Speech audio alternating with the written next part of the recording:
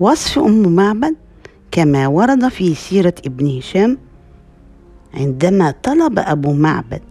من زوجته أن تصف له النبي صلى الله عليه وسلم،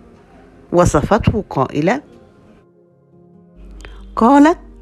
رأيت رجلا ظاهر الوضاءة، أبلج الوجه، حسن الخلق، لم تعبه سجلة، ولم تزر به صعلة، وسيم قسيم، في عينه دعش، وفي أشفاره وطف، وفي صوته صحل، في عنقه سطع،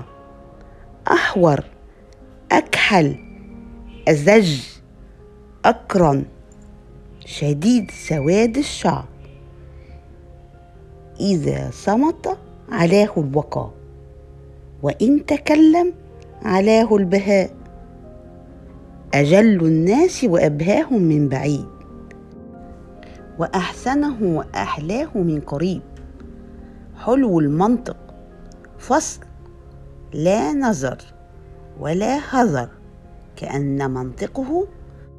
خرزات نظم ينحدر، ربعة لا تقحمه عين من قصر، ولا تشنأه من طول، غصن بين غصنين، فهو أنظر الثلاثة منظرا، وأحسنهم قدرا، وله رفقاء يحفون به، إذا قال استمعوا لقوله، وإذا أمر تبادروا إلى أمره، محفوظ محشود، لا عابس ولا مفند. صلى الله على محمد صلى الله عليه وسلم.